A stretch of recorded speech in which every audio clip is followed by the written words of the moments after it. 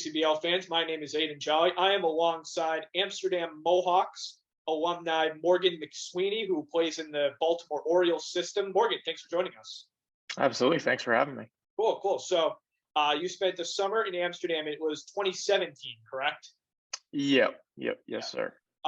Just tell us how that summer went and how it prepared you for a potential professional career and the remainder of your college career. Sure. So that was obviously coming out of my freshman year at Wake. So the first year that I'd gone and played summer ball.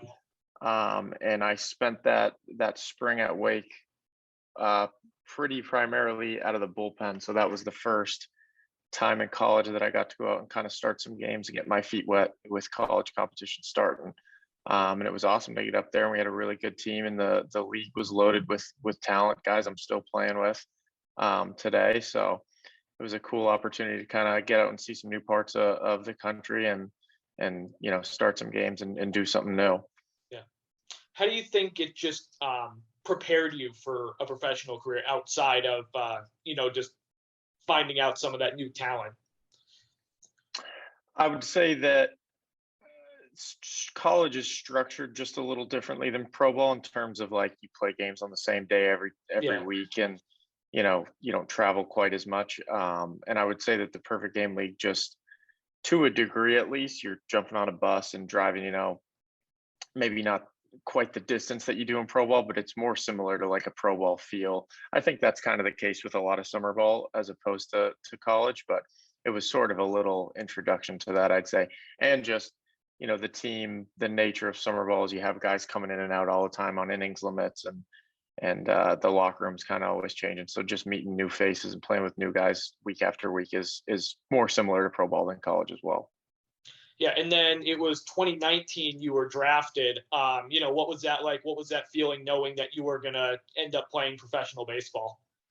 It was awesome. After a kind of up and down junior year, just to still have the opportunity to do that was pretty exciting. So definitely at the time it was awesome getting the opportunity to go do that and still having the opportunity to do it. Yeah. And now you're in your third professional season in pro ball, fourth, you could kind of say. Yeah. In Double A now. What has that journey been like moving throughout the Baltimore minor league system? It's been awesome. I would say that just in terms of player development, the Orioles have done an awesome job, especially with me. Certainly no complaints, but little hiccup with COVID and everything, losing a year Right. there. But I think to a degree, it was sort of a blessing in disguise. You take a year to kind of get back to the basics and really hone everything in and get ready for what ended up being my first full season last year. So obviously you can't change the past, and it is what it is. But it all worked out, and it's been awesome. So Yeah, what were you doing working on during the 2020 season? it was difficult because I'd say there were things that I would have loved to work on that I didn't necessarily have the opportunity to because of, especially in Massachusetts where I was at the time.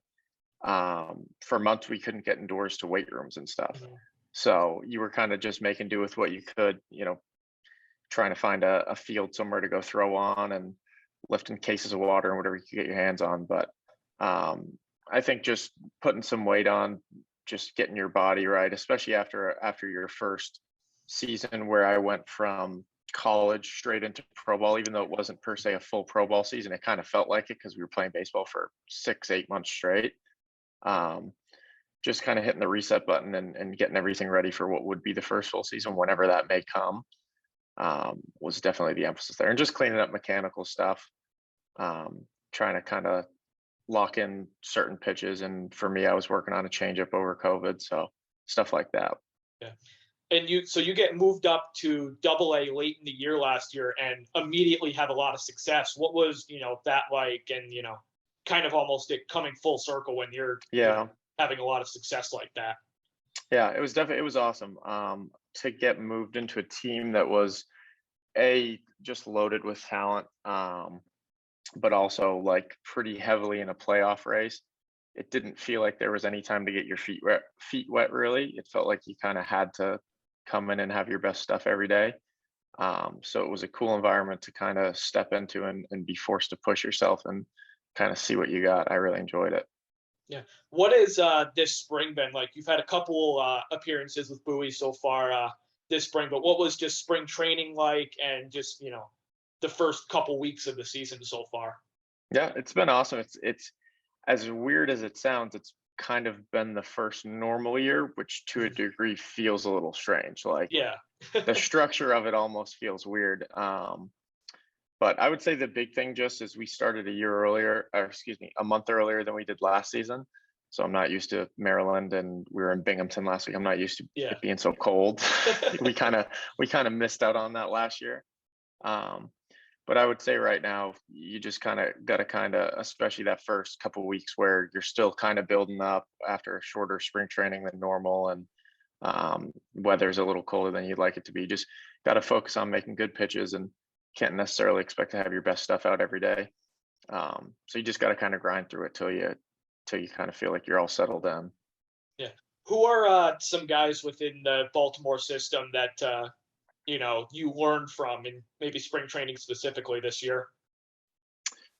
I would say, geez, there's a lot of them. I was lucky enough to kind of get to spend a lot of time at the big league games this year. So just watching the way that those guys kind of go about their business and prepare every day, and the approaches that they have in the game, how they structure their bullpens when they're about to go in the game. The big thing with is in the bullpen in the big leagues is so different too, is you pitch at such a more frequent rate than in the minor leagues, whereas we have a few more days off. They're hot pretty much every day. So just seeing how those guys are able to recover between outings and how they save their bullets when they're either going in the game or before a game, all that stuff. It's just stuff that you don't really get to learn until you see it.